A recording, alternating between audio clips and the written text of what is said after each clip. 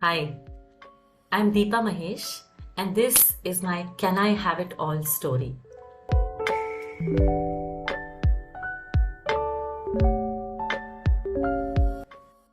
So, an interesting fact that no one knows about me is that I'm an intuitive tarot card reader, and I learned it about a year ago, and I use it. I mean, the deck is always on my desk, and I use it whenever I need guidance, and it almost feels like it's my inner voice speaking through the cards. So there is this divine speaking as well as my inner voice speaking. And over time, I think I have developed this capacity to sense what's going to happen with somebody who is deeply connected with me, or also with me when I'm in deep connection with somebody else. Largely, I believe, honestly, that I need to be in control of my life. And only then I can have it all. And I'm a big believer of I can have it all. And I have had it all. So if you see my profile, there are very few things that I haven't done. I have worked for several years. I have been a therapist. I have been a coach. I'm a leadership facilitator. I'm a mandala artist. I'm a singer. I'm a dancer. I teach in a school every Tuesday. I teach adults of an art form called eurythmy. I speak at conferences. I go to summits and speak. I'm on LinkedIn. I do everything. And yet I feel harmony. So you can have it all when there is harmony and when you understand what is harmony for you. Because what's harmony for me may be very different from somebody else.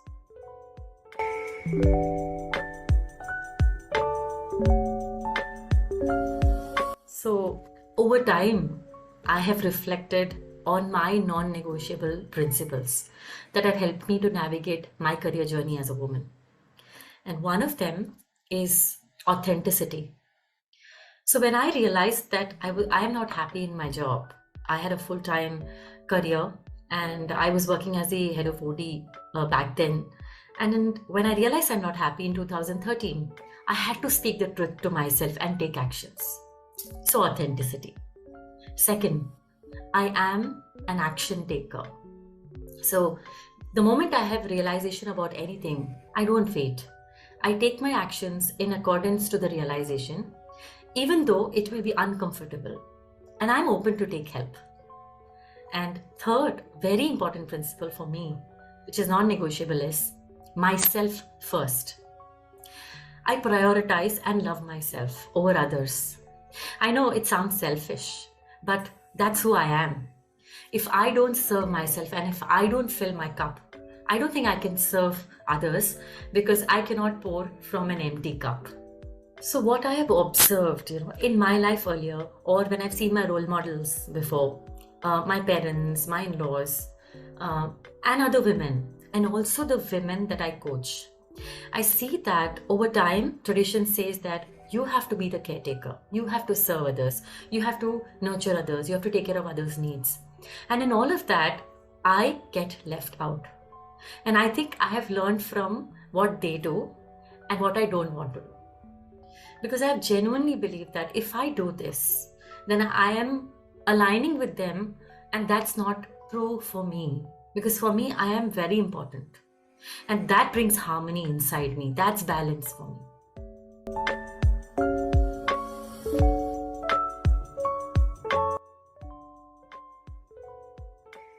So I think I've grown up hearing this word, especially in corporate life, of work-life balance. I used to be the OD head, and I also used to manage wellness in the organization that I used to work for till 2013. And over time, in the last decade, for me, this balance has got replaced by the word harmony. So I now believe in work-life harmony. Now, what does that mean? The word balance, the imagery. I'm a woman who really sees images all the time. When I see the word balance, I see this tarazu where, it's almost 50-50. And work-life balance doesn't work 50-50. It's a myth. That's elusive.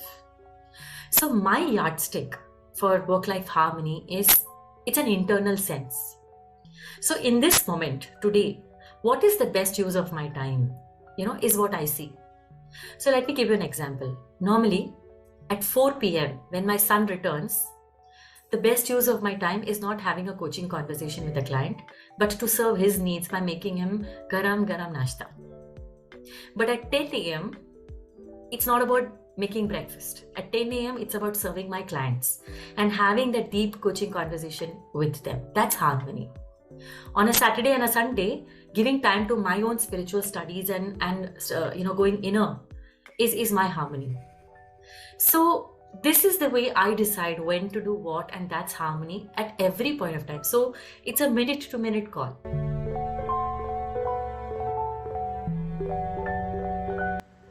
So one of the biggest thing, honestly, and especially I've experienced this after COVID, is how to set boundaries.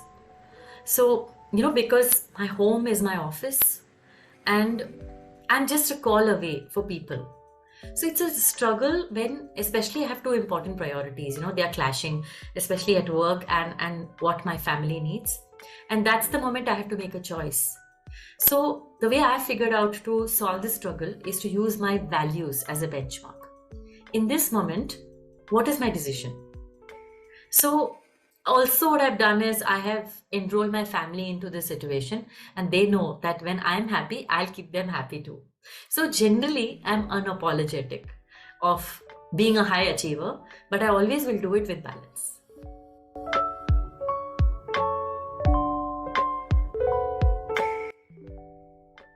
In fact, I have a list of many things that they did right. I think I have had a good fortune of working for the Aditya Birla Group, and it was for a decade.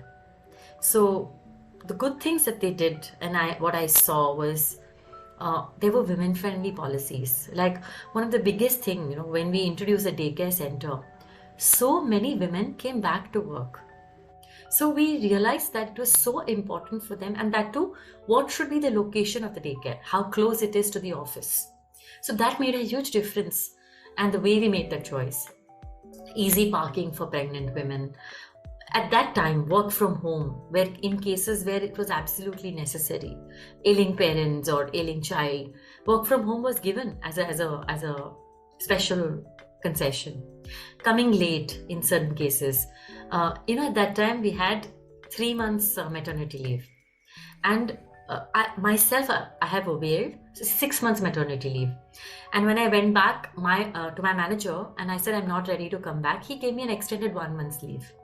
So, which means that the organization was flexible enough that the manager could take that decision. Yeah, and the other thing that is important, that was very women friendly, is not discriminating in the name of diversity and showing sympathy towards women, because women don't want it. And if you show sympathy, that doesn't work for us. So these are things that were done well. What went wrong? One of the things that that's coming to my mind is I have worked for organizations where they completely rubbished the need or the requirement of women, having special cases. And there was almost a sense of indifference. That's not okay. That's completely insensitive.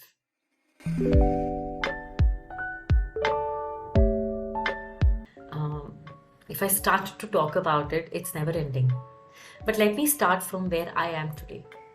So today, I'm a self-mastery practitioner. I'm a researcher of self-mastery. I'm a facilitator of self-mastery. And the role that I play right now, being a facilitator, being a coach, working with leaders, it's a gift from the awareness that has been facilitated by my mentors at different points in time. So none of them at any point in time were designated mentors. Some of them were reporting managers. Some of them were trainers and facilitators whom I roped in my role as training and development head and OD head. But naturally, they played that role seeing my potential. And you won't believe it. I was not aware of my own potential, but they could see it.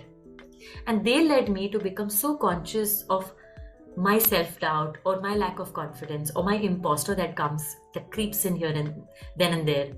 And they kept reminding me of my strengths, my ambitions, my potential.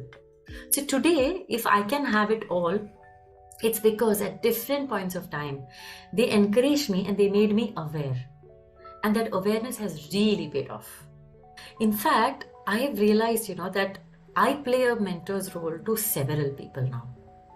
Because what I couldn't see in me, I see many others who are in touch with me, they are going through this. A lot of times when we have come through that journey, we can see others, we can't see ourselves. So now I have started playing that mentor's role unconsciously for them in their life so that they also are able to unleash their potential and grow just like somebody did to me. That's the value of a mentor.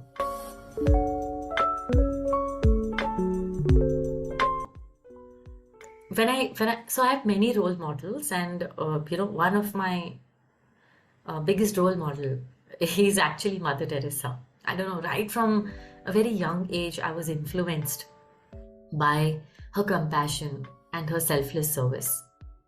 But when I really look at it from the leadership context and organizational context, one of my role models, and till date, if good happens to me, I would communicate it to him.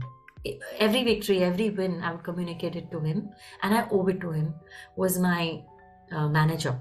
He was the HR head when I was working for the Aditya Birla Group.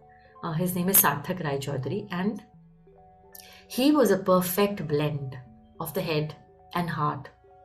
So he was in the excom. He had to communicate and lead from the head, and communicate from the head with people.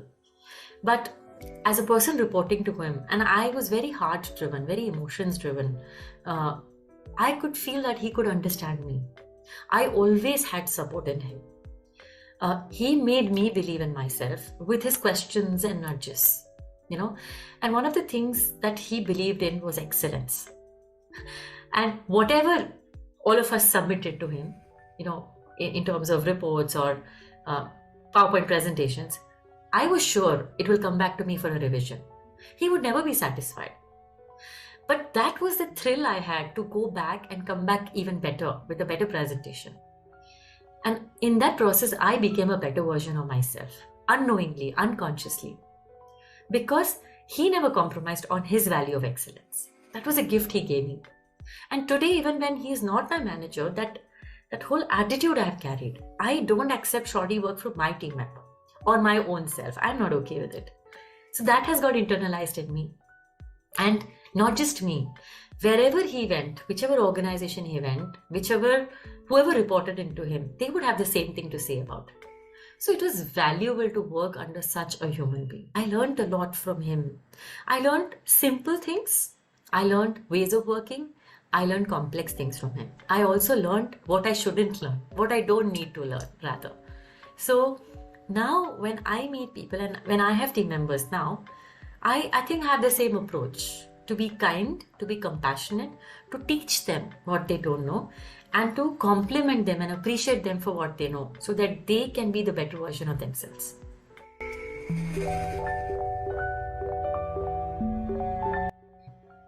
So I would urge others who are at the start of their career journey to look at their career not as 1-year steps, but as 5-year blocks.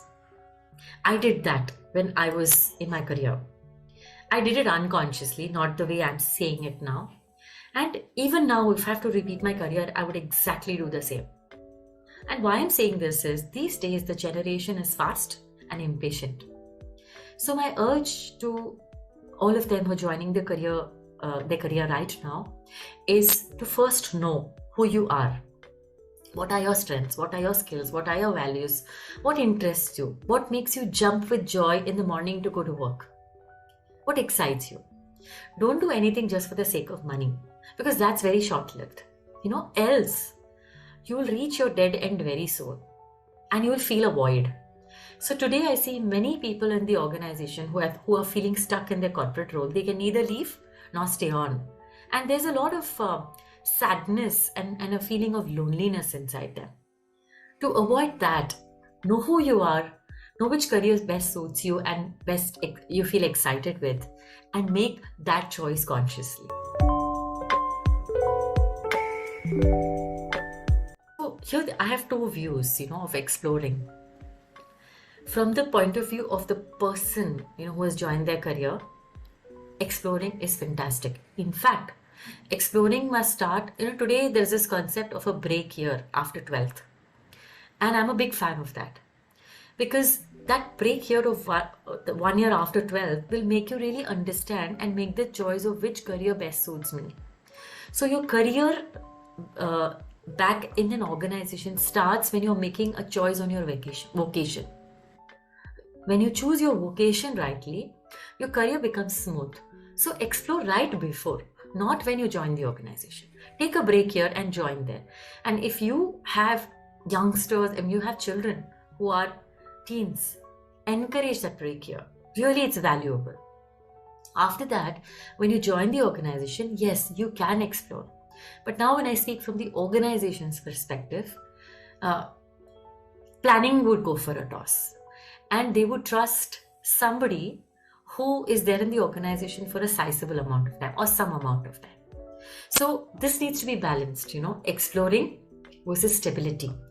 And the other thing that I've seen about this new generation is they are very smart. They are so sharp and creative that what took me 2 years, they would get in 6 months. So that's the advantage for organizations, that they would be able to reap benefits faster from this new generation. And yet, I think we need to bring the best or the optimum balance of what's the right time to be in an organization and how much do I want to explore and what do I want to explore. So really, there's no ideal answer. It's really about what comes to you in that moment as an employee and how it fits in the organization scheme of things. One of the thing, for women is limiting beliefs. Yeah. And not just women, actually, for everyone, but a lot of us want to have it all in the outside. So if you see an iceberg, the part above the iceberg is, I want success, I want to have it all, I want everything. But what happens below the iceberg is, I'm not sure, I'm scared. What will others say? What if I change my career? What will my in-laws say? So there are lots of things that block me. And unfortunately, women are not aware of it. So what happens is, on one hand, above the iceberg, I want to win the race. And I'm ready to start. I'm at the start line.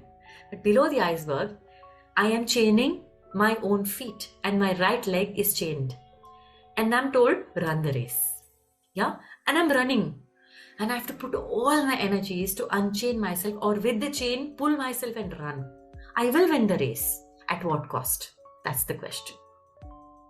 And that cost comes at the cost of illness, at the cost of being drained, at the cost of a burnout.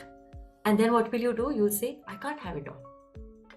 But what was the problem? The problem was not you couldn't have had it all. You were not foresightful. You did not see what was pulling you back. And that's my invitation to see to all of you.